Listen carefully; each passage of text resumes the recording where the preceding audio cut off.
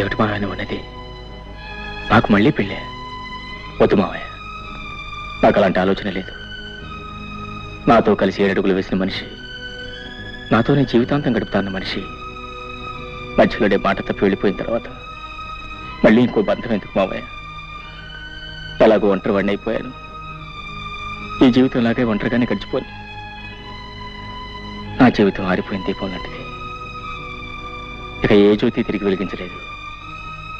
లేదు బాబు, మా జ్యోతి తప్పకుండా నీ జీవితానికి వెలుగునిస్తుంది. వద్దు మావయ్య, జ్యోతికి వేరే ఏదైనా మంచి సంబంధం చూసి పెళ్లి చేయండి. నా మాట వినండి. మా మాట కూడా కాస్త విను బాబు.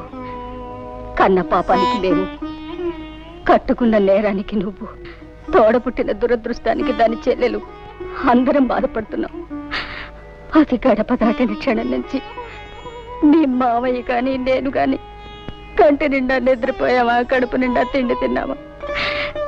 ఒక్కళ్ళ మొహాల్లోనైనా కనీసం చిరునవ్వు కనిపించిందా? ఎవరికీ మనశ్శాంతి లేకుండా ఎంతకాలం ఇలా? అది పెట్టిన చిచ్చు కన్నీళ్లతో ఆరిపోయేది కాదు బాబు. నా మాట విను. నువ్వు మా జ్యోతిని పెళ్లి చేసుకుంటే దీనికో తల్లి దొరుకుతుంది, మాకు మనశ్శాంతి దక్కుతుంది. నువ్వెవరివో ఎక్కడ వాడివో అయితే ఇలా అడగడానికి నాకు నోరు వచ్చేదే కాదు. కానీ మేనల్లుడుగా రక్త సంబంధం ఉన్న మనిషిగా అడుగుతున్నాను. కాదన్న మావయ్య, నువ్వు చిన్నవాడివి, ప్రార్థించకూడదు. నేను పెద్దవాడిని, ప్రాధేయపడకూడదు.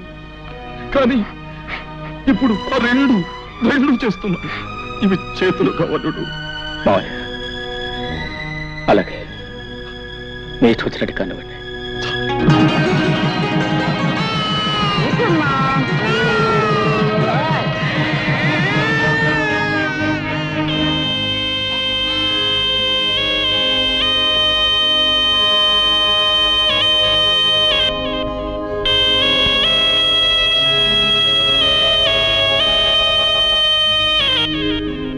అమ్మా జానకి,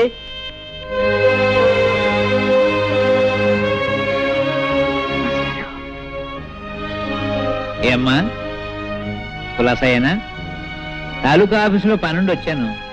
ఏదో నువ్వు ఇక్కడ ఉంటున్నావు కదా, ఓసారి చూసి పెడదామని వచ్చా.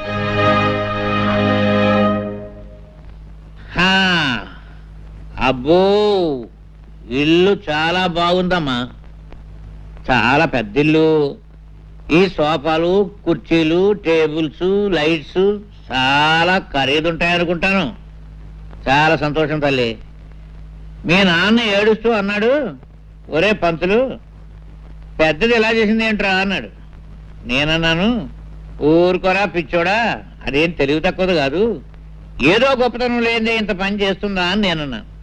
నేను అన్నది కరెక్టేనమ్మో, లేకపోతే ఆ పేదరాంబాబు నీకు ఇవన్నీ ఎక్కడ తెచ్చిపెట్టగలడు? అమ్మా అతను అదే ఇంతకీ అతను ఏమన్నా జానకమ్మ తల్లి? భర్త అనడానికి కుదరదు, ఎందుకంటే అతను నీ మెళ్ళలో తాళి కట్టలేదు కనుక. పోనీ నేను అతని భార్య అందామా, అది కుదరదు. ఏమనాలబ్బా? ఏమిటో ఏమనాలు ఎదవపరికి తోచావడం లేదు. పాఠాలంటే చెప్తాను గాని భాష గురించి అంతగా తెలియదమ్మా. పోనీ ఏమనాలో నువ్వు? అదేమిటమ్మా, అదేమిటి ఎడుతున్నావా? Silence silence silence. నువ్వేదో ఆనందంగా సుఖంగా ఉన్నావేమో చూసి పెడదామని నేను వస్తే ఏడుస్తావేమిటమ్మా? Silence silence. అమ్మా ఏడవకూడదు. మాస్టారు, నేను తప్పు చేశాను మాస్టారు, తప్పు చేశాను. చచ్చ ఏడవకమ్మా. చేసిన తర్వాత తప్పని తెలిస్తే ప్రయోజనం లేదమ్మా. చూడమ్మా, నీకు గుర్తుందో లేదో, నీ చిన్నప్పుడు చదువుకునేటప్పుడు వేమన శతకంలో ఓ పద్యం, కులములోన ఒక్క గుణవంతుడుండిన కులము వెలయు వాని గుణము చేత. ఆ పద్యం నువ్వు తప్పు చదివితే నిన్ను నేను బెత్తంతో కొట్టాను. మరుసటి రోజు కరెక్ట్గా అప్పచెప్పావు. కానీ నీవు ఇప్పుడు పెద్దదానివి, బెత్తంతో మందలించవలసిన వయసు కాదు నీది. సరిదిద్దడానికి వీలున్న తప్పు కాదు నువ్వు చేసింది. అది పద్యం, ఇంకోసారి చదివితే వస్తుంది. కానీ ఇది జీవితం. ఇంకో జన్మ ఎత్తితే గాని చేసిన పొరపాటు సరిదిద్దబడదమ్మా. ఈ జన్మకింతే. సైలెన్స్.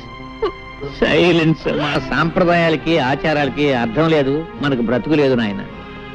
బాబు, అన్నేళ్లు లంకలో ఉండి నా భర్త వస్తాడు నన్ను రక్షిస్తాడని ఆశగా ఎదురు చూస్తూ జీవించింది కాబట్టే ఇన్ని వేల సంవత్సరాలైనా సీతాదేవిని ఇంకా దేవతగానే కొలుస్తున్నాం. భర్త కుష్ఠరోగైనా నెత్తి మీద పెట్టుకుని అష్టకష్టాలు పడింది కాబట్టి సుమతిని మహాపతివ్రత అన్నాం.